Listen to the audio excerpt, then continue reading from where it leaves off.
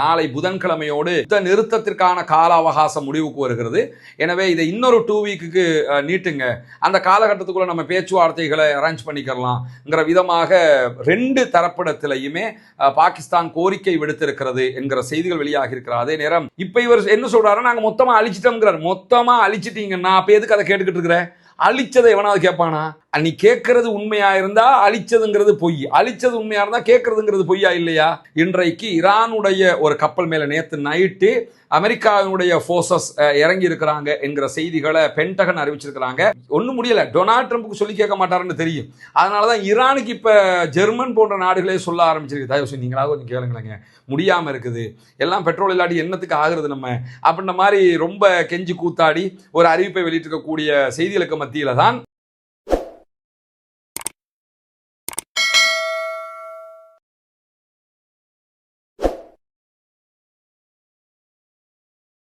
அன்பிற்கினிய சகோதர சகோதரிகளை நம் அனைவர் மீதும் ஏக இறைவனுடைய அமைதியும் கருணையும் உண்டாகட்டுமாக என்கிற உயரிய பிரார்த்தனைகளோடு பாலஸ்தீன மீதான இஸ்ரேலிய ஆக்கிரமிப்பு இராணுவத்தினுடைய 2 ஆண்டுகால ஒரு யுத்த நிறுத்தமாக மாற்றப்பட்டு இன்றோடு 193வது நாட்களை நாம் தாண்டி கொண்டிருக்கக்கூடிய இந்த சூழல்ல ஈரான் மீதான அமெரிக்க இஸ்ரேலிய ஆக்கிரமிப்பு இராணுவங்களுடைய தாக்குதல்கள் 40 நாட்கள் தொடர்ந்த நிலையில கடந்த ஒரு சில நாட்களாக ஒரு யுத்த நிறுத்தம் பேச்சளவிலே நடைமுறையில் இருக்கிறது. எழுத்தளவில் அவங்க கொண்டு வராத ஒரு யுத்த நிறுத்தத்தை தொடர்வது தொடர்பான பேச்சுவார்த்தைகளை நடத்துவதற்காக தற்காலிகமான ஒரு யுத்த நிறுத்தம் நடைமுறையில் இருக்கிறது. இந்த சூழல்ல பாகிஸ்தானில் நடைபெற்ற பேச்சுவார்த்தைகள் கடந்த பேச்சுவார்த்தை தோல்வி அடைந்ததை தொடர்ந்து ஈரான் ஆல்ரெடி ஹொர்முஸ் நீர்ப்பரப்பை முற்றுகையிட்டு இருக்கிறார்கள். அதற்கு பிறகு ஈரானுடைய கப்பல்களை நாங்கள் முற்றுகையிடுகிறோம் என்று சொல்லி அமெரிக்காவும் ஹொர்முஸை நாங்கள் மூடுறோம் என்று சொல்லி மூடி வச்சிருக்கிறாங்க. இப்படியான பரபரப்பான சூழல்கள் நடந்து கொண்டிருக்கக்கூடிய இந்த நேரத்தில் பாகிஸ்தானுடைய தலைநகர் இஸ்லாமாபாத்துக்கு அமெரிக்காவுடைய டெலிகேஷன்ஸ் பேச்சுவார்த்தைக்காக வந்திருக்கிறார்கள். பேச்சுவார்த்தைக்கு கலந்து கொள்வதற்கு அவர்கள் வந்திருந்தாலும் இதுவரைக்கும் ஈரான் தரப்பிலிருந்து பேச்சுவார்த்தைக்காக யாரும் அனுப்பப்படவில்லை. அனுப்ப போகிறோம் என்கிற அறிவிப்பை கூட அவர்கள் விடாமல் இருக்கக்கூடிய காட்சிகளை தான் நம்ம பார்க்க முடிகிறது. இந்த மாதிரியான ஒரு சூழல்ல சற்று நேரத்துக்கு முன்பதாக பாகிஸ்தான் வெளியிட்டிருக்கக்கூடிய அறிவிப்புல 2 தரப்பிடத்திலையுமே இந்த யுத்த நிறுத்தத்தினுடைய காலத்தை நீட்டுங்க அப்படின்னு சொல்லி ஒரு கோரிக்கையை விடுத்திருக்கிறாங்க. ஏன்னா நாளை இந்த வீடியோ நம்ம இப்ப செவ்வாய்க்கிழமை நைட்டு ரெக்கார்ட் பண்றோம். நாளை புதன்கிழமையோடு யுத்த நிறுத்தத்திற்கான கால அவகாசம் முடிவுக்கு வருகிறது. எனவே இதை இன்னொரு 2 வீக்குக்கு நீட்டுங்க, அந்த காலகட்டத்துக்குள்ள நம்ம பேச்சுவார்த்தைகளை அரேஞ்ச் பண்ணிக்கலாம்ங்கிற விதமாக 2 தரப்பிடத்திலையுமே பாகிஸ்தான் கோரிக்கை விடுத்திருக்கிறது என்கிற செய்திகள் வெளியாகி இருக்கிறது. அதே நேரம் இது தொடர்பாக உடனடியாக ஈரானுடைய பேச்சுவார்த்தைகள் அடுத்த கட்டம் என்ன என்பது பற்றி அமெரிக்க அதிபர் டொனால்ட் ட்ரம்ப் இடத்துல சிஎன்பிசி தொலைக்காட்சி கேட்ட கேள்விகளுக்கு அவர் பதிலளிக்கும் போது போர் நிறுத்தத்தை நாங்கள் நீட்டிக்க விரும்பல, புதன்கிழமை தான் ஃபைனல் டேட்டாக இருக்குது, அதற்கு ஈரான் ஒப்புக்கொள்ளவில்லை என்று சொன்னால் நமக்கு நேரம் எல்லாம் அதுக்கு மேல இடம் கொடுக்காது அப்படிங்கிற ஒரு வார்த்தை அவர் சொல்லியிருக்கிற அதே நேரத்தில் இன்னும் ஒரு அமெரிக்க இஸ்ரேலிய கொடுமையான ஆக்கிரமிப்புக்கு தயாராக இருக்க வேண்டும், நம்முடைய படைகள் அத்தனையும் உசார் நிலையில் இருக்க வேண்டும் என்று சொல்லி உடனடியாக ஒரு அறிவிப்பை விடுத்திருக்கிறார் ஈரானுடைய நீதித்துறை தலைவர். ஈரானுடைய கட்டமைப்பு எப்படி இருக்கும் என்று கேட்டால் உச்ச ஆன்மீக தலைவராக முஜ்தபா காமனி இருப்பார், அதுக்கு பிறகு ஜனாதிபதி இருப்பார், அதுக்கு பிறகு பாராளுமன்ற சபாநாயகர் முகமது ஹலீபாப் இருப்பார், அதற்கு பிறகு நீதித்துறை தலைவர் இருப்பார். நீதித்துறை தலைவர் இன்றைக்கு மாகாண ஆளுநர்களோடு பேச்சுவார்த்தை நடத்தி இருக்கிறார். அதற்கு பிறகு முப்படைகளுக்கும் அனைத்து தரப்பினருக்கும் இந்த கட்டளை அவர் இட்டிருக்கிறார், அனைவரும் ரெடியாகிறீங்க, எனி டைம் அமெரிக்கா நம்மை தாக்கக்கூடும் என்கிற செய்திகளை சொல்லியிருக்கிறாங்க. 2 தரப்புமே இப்படியான ஒரு அரேஞ்ச்மெண்ட்ல இருக்கக்கூடிய நேரத்தில் இன்றைக்கு அமெரிக்க அதிபர் டொனால்ட் ட்ரம்ப் விடுத்திருக்கக்கூடிய மேலதிகமான ஒரு செய்தியில் என்ன சொல்றாங்கன்னா, இரத்த வரி கொண்ட ஈரானுடைய அணுசக்தி தளங்களை முற்றிலுமாக அமெரிக்கா அழித்து விட்டது அப்படின்னு சொல்லியிருக்கிறாரு. அதை சொல்லும்போது கூடவே என்ன சொல்றாருன்னா, நாங்கள் ஜூன் மாதம் 2025 ஈரானுடைய அணுசக்தி தளங்கள் எல்லாத்தையுமே அழிச்சிட்டோம், அங்கே ஒன்றுமே கிடையாது, அவங்ககிட்ட செறிவூட்டப்பட்ட யுரேனியம் ஒன்று கிடையாது, எல்லாமே பூமியோட புதஞ்சி மண்ணோட மண்ணாயிடுச்சு, அது அவங்களே நினைச்சாலும் இனி எடுக்க முடியாது அப்படின்னு இருக்கிறாரு. கேட்கல தனியா ஒரு தூணை கட்டி அதுல போய் தலையை முட்டணும் அப்படின்னு தோணுது. ஏன்னா என்னதாங்க சொல்றாரு அப்படிங்கிற மாதிரி தோணுமா இல்லையா? நம்ம லைஃப்ல நிறைய ஜனாதிபதிகளை பார்த்துருக்கோம், எத்தனை கோடி மனிதர்களை சந்தித்து விட்டு கடந்து போவோம். அப்படியான ஒரு எந்த லிஸ்ட்லையுமே டொனால்ட் ட்ரம்ப் சேர மாட்டாரு. நேற்று சொல்றதை அடுத்த நிமிஷம் மாத்துறது, இப்ப சொல்றது அதுக்கு அடுத்த செகண்ட் மாத்துறது. இப்ப ஜூன் இதை நான் மட்டும் சொல்லலை, ஏற்கனவே அதாவது பிரான்சினுடைய அதிபர் இமானுவேல் மெக்ரான் பகிரங்கமாக தென்கொரியாவில் வச்சு பேசும்போது ஊடகங்களுக்கு என்ன சொன்னார்னா, ட்ரம்ப்புக்கு நான் ஒரு ஆலோசனை பண்ணுறேன், கொஞ்சம் யோசிச்சு பேசுங்க, ஆனால் கொஞ்சமாக பேசுங்க, நிறைய பேசாதீங்க, நிறைய பொய் சொல்லிக்கிட்டு இருக்கிறீங்க, ஒரு அமெரிக்க அதிபருக்கு இது நல்லதில்லை என்றெல்லாம் கடுங்காட்டமாக பேசியிருந்தாரு. ஏன்னா அவரே சொன்னார், நீங்கள் ஜூன் மாதமே ஈரான் மேலே குண்டு போட்டு யுரேனியத்தை அழிச்சிட்டீங்க என்பதுதான் உண்மையாக இருந்தால் இப்போ எதுக்கு சண்டை பிடிச்சின்னு கேட்டார். உண்மைதானே? இப்போ சண்டை பிடிச்சதே ஈரானில் அணு ஆயுதம் தயாரிக்க போகிறார்கள். 460 கிலோ செறிவூட்டப்பட்ட யுரேனியம் இருக்கிறது. 9-10 அணு ஆயுதங்களை அவர்கள் செய்துவிட முடியும். எனவே அதை நாங்கள் அழிக்க போகிறோம்னு சொல்லித்தானே இவ்வளோ பெரிய யுத்தத்தை பண்ணி 40 நாள் அழிந்து அழிச்சு அந்த நாட்டுக்கும் சேதம், அமெரிக்காவுக்கும் அடி, இஸ்ரேலுக்கு அடி, அதை தாண்டி அரபு நாடுகள் அமெரிக்காவுடைய போற்றை வச்சுக்கிட்டு இருந்த எல்லோருக்குமே அடி, இப்படி எவ்வளவு பெரிய அழிவுகளை ஏற்பட்டு முடிஞ்சிருச்சு. எல்லாம் முடிஞ்ச பிறகு திருப்பி ரிவர்ஸ்ல போய் நின்று நாங்கள் அப்பவே அழிச்சிட்டோமே, அதெல்லாம் எடுக்கவே முடியாது அப்படிங்கிற. அப்ப அழிச்சா இப்ப எதுக்கியா யுத்தம் பண்ணினேன்? சரி, இப்ப யுத்தம் பண்ணி இருந்தா இந்த இப்ப யுத்த நிறுத்தம் இருக்குதுல்ல, கடந்த பேச்சுவார்த்தை தோல்விக்கான காரணம் என்னன்னு கேட்டா, ஈரான்ட்ட செறிவூட்டப்பட்ட யுரேனியம் 460 கிலோகிராம் இருக்குது, அது அமெரிக்காட்ட தரணும். அதனால அவங்க கேட்டு இவங்க கொடுக்கல, கொடுக்காததுனாலதான் பேச்சுவார்த்தையை தோல்வி அடைஞ்சது. இப்ப இவர் என்ன சொல்றாரு, நாங்க மொத்தமா அழிச்சிட்டோம்ங்கிறார். மொத்தமா அழிச்சிட்டீங்கன்னா அப்ப எதுக்கு அதை கேட்டுக்கிட்டு இருக்கிற? அழிச்சதை எவனாவது கேட்பானா? நீ கேட்கறது உண்மையா இருந்தா அழிச்சதுங்கிறது பொய், அழிச்சது உண்மையா இருந்தா கேட்கறதுங்கிறது பொய்யா இல்லையா? அப்ப இந்த ஆளை எக்ஸ்பெக்ட் பண்றது ரெண்டாவது, எந்த லிஸ்ட்ல சேர்க்கிறதுங்கிற அளவுக்கு யோசனை வருது. ஏன்னா தொடர்ந்து பொய்யா சொல்லிக்கிட்டு இருக்கிறாரு. அதைத்தான் இம்மானுவேல் மெக்ரானும் மிக தெளிவாக சொல்லியிருந்தாரு. இன்னைக்கு திருப்பி உட்கார்ந்துக்கிட்டு ஈரானால் அதை தோண்டி எடுக்கவும் முடியாது, திருப்பி எடுக்கவும் முடியாது, மொத்தமாக நாங்கள் அழிச்சு நாசக்காடாகிட்டோம், அது ஜூன் மாசமே எல்லாம் முடிஞ்சு போச்சுங்கிறாரு.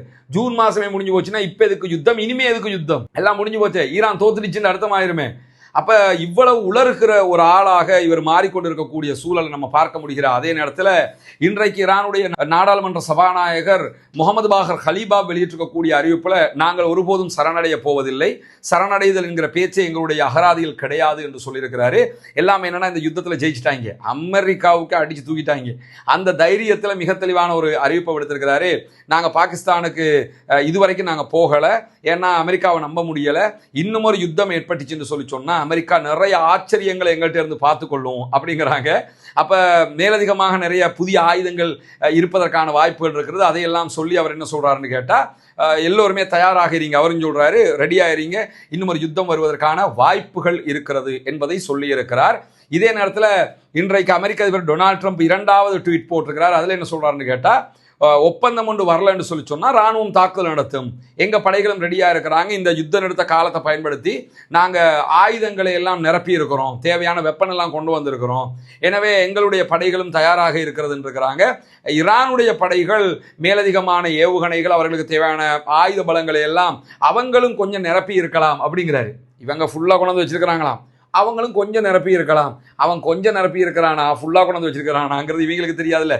ஆனால் ஈரான் வெளியிடுகிற அறிவிப்பில் என்ன சொல்றாங்கன்னா, நாங்கள் யுத்தத்துக்கு முன்பதாக இருந்த வேகத்தை விட அதிக வேகத்தில் ஆயுதங்களை தயார் செய்து கொண்டிருக்கிறோம், ஏவுகணைகளை ரெடி பண்ணிக்கிட்டு இருக்கிறோம், அதுக்கான தாக்குதலுக்கான ஏற்பாடுகளை பண்ணி கொண்டிருக்கிறோம், எந்த நேரமும் எங்களை நோக்கி தாக்குதல் நடத்தப்படலாம், அப்படி நடத்தப்பட்டால் அதை உச்சமாக எதிர்கொள்வதற்குரிய ஏற்பாடுகளை நாங்கள் ஃபுல் ஃபோர்ஸோட பண்ணிக்கிட்டு இருக்கிறோம்னு சொல்லி IRGC, ஹாத்தமுல் அன்பியா அவர்களுடைய எல்லா படைப்பிரிவுகளும் ஒட்டுமொத்தமாக அறிவித்திருக்கக்கூடிய காட்சிகளை நம்ம பார்க்க முடியும். அதை தாண்டி இந்த அமெரிக்காவினுடைய இன்னும் ஒரு அறிவிப்பில் என்ன சொல்றாங்கன்னு கேட்டால், ஈரான் தன்னுடைய 40% ஆளில்லா விமானங்களுடைய கேப்பபிலிட்டியை வைத்துக் கொண்டிருக்கிறது, இன்னும் தக்க வச்சிருக்குது அப்படின்றாங்க. ஈரானுடைய 60% ஆளில்லா விமானங்கள் அழிச்சிட்டாங்களாம், இன்னும் 40% தான் இருக்குதான். எண்ணி இருக்கிற மாதிரி சொல்லிக்கிட்டு இருக்கிறான் பாருங்க. ஆல்ரெடி என்ன சொன்னாங்கன்னா, நாங்கள் 60% ஏவுகணை பலத்தை அழிச்சிட்டோம்னாங்க, பிறகு 80ண்டாங்க, 90ண்டாங்க, பிறகு ரிவர்ஸ் வந்து 70ண்டாங்க, இதெல்லாம் சொன்னாங்க.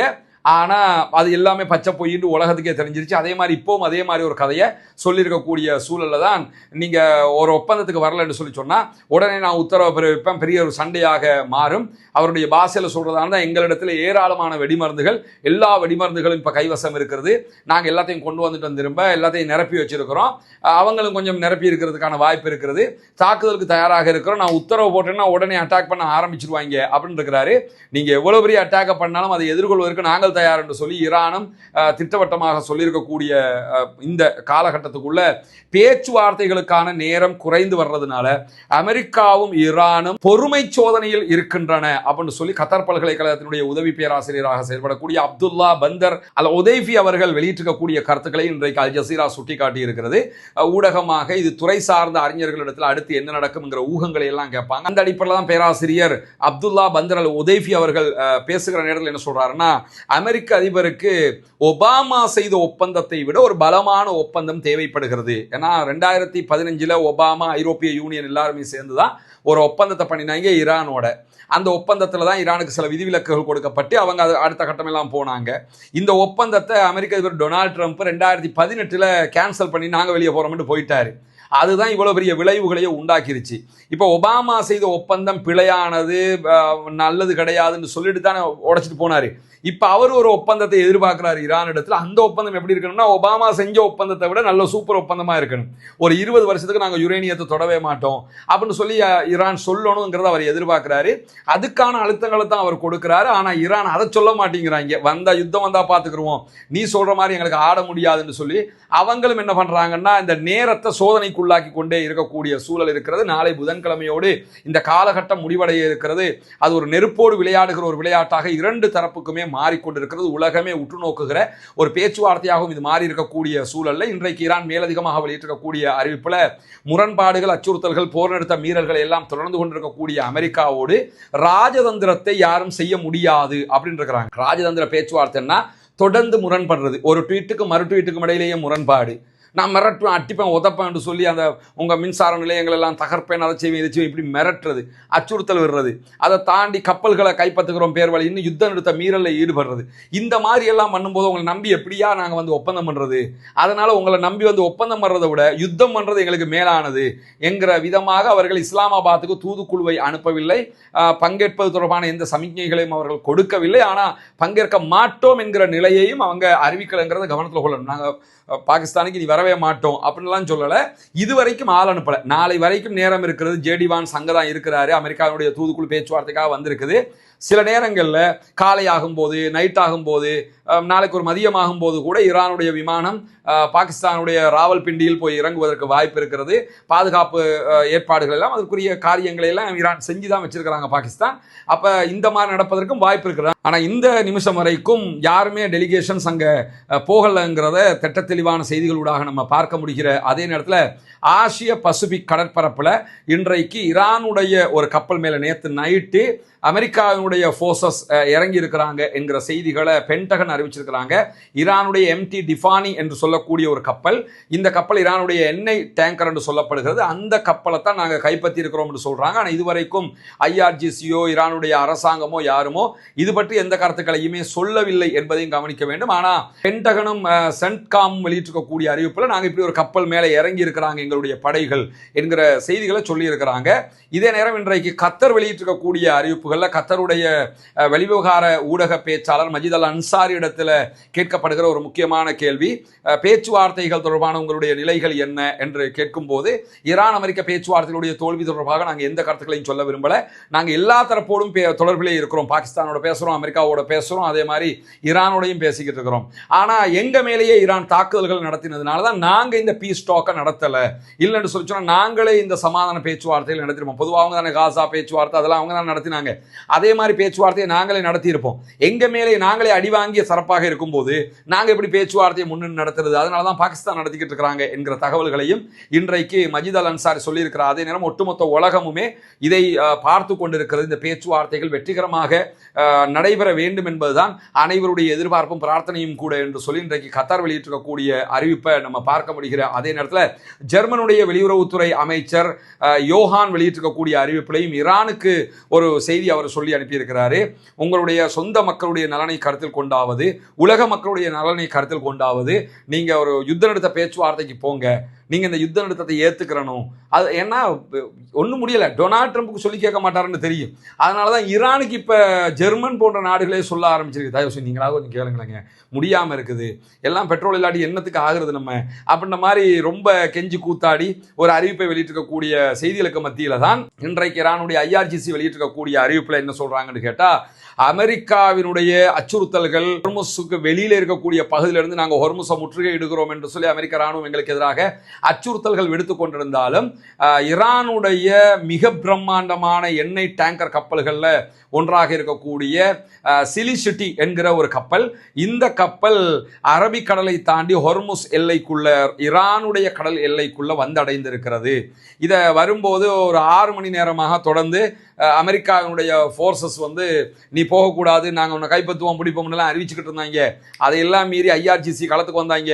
நேருக்கு நேராக அவங்கள மிரட்டலுக்கு இவன் பதில் மிரட்டலை கொடுத்து கப்பலை உள்ள கொண்டு வந்துட்டாங்க அப்படின்னு சொல்லி இன்றைக்கு அறிவித்திருக்கக்கூடிய காட்சிகளையும் பார்க்க முடியும். ஈரானுடைய மெஹர் நியூஸ் ஏஜென்சி இந்த செய்திகளை உறுதிப்படுத்தி இருக்கக்கூடிய சூழல்ல தான் இஸ்ரேலோட இருக்கக்கூடிய எல்லா ஒப்பந்தங்களையும் உடனடியாக ஐரோப்பிய ஒன்றியம் நிறுத்த வேண்டும், அதெல்லாம் விட்டு வெளியே வந்துடணும் அப்படிங்கிற கோரிக்கை ஸ்பெயின், அதே போன்று ஸ்லோவீனியா, அதே போன்று அயர்லாந்து ஆகிய நாடுகள் இன்றைக்கு ஐரோப்பிய ஒன்றியத்தில் ஒரு கோரிக்கையாக முன் வச்சிருக்காங்க. அதுக்கு அவங்க 2 காரணம் சொல்றாங்க. ஒன்று, லெபனானில் நடைபெறக்கூடிய சூழல்கள், இஸ்ரேல் எந்த ஒரு கட்டுப்பாடும் இல்லாமல் லெபனான் மேலே அட்டாக் பண்ணிக்கிட்டு இருக்குது, பாலஸ்தீனத்தில் யுத்த நிறுத்த மீறலை பண்றாங்க, வெஸ்ட் பேங்க்ல யுத்த நிறுத்த மீறலை பண்றாங்க, அதை தாண்டி பாலஸ்தீன அப்பாவிகள் மீது மரண தண்டனை சட்டம் என்ற ஒன்றை பாஸ் பண்ணி இருக்கிறாங்க. இதெல்லாம் ஏற்றுக்கிற முடியாது, இஸ்ரேலோட எந்த தொடர்பும் வைக்க வேண்டிய அவசியம் இல்லை, எல்லாத்தையும் கேன்சல் பண்ணுங்க அப்படின்னு சொல்லி ஒரு கோரிக்கை அவர்கள் முன்வைத்திருக்கக்கூடிய காட்சிகளையும் பார்க்க முடியும். பொறுத்திருந்து பார்ப்போம் என்னவெல்லாம் நடக்கிறது என்பதை. ஈரான் பேச்சுவார்த்தைக்கு போகுமா இல்லையா, போனால் எதையெல்லாம் பேச போகிறார்கள், இந்த யுத்தம் நிற்குமா இல்லையா என்பதை தாண்டி மீண்டும் ஒரு யுத்தம் ஆரம்பித்து விடக்கூடாது என்கிற பிரார்த்தனை அல்லாஹ்விடத்திலே முன்வையுங்கள்.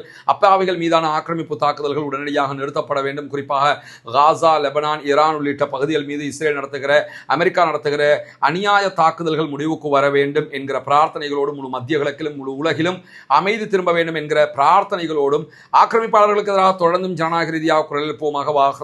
அல்ஹம்துலில்லாஹி ரப்பில் ஆலமீன்.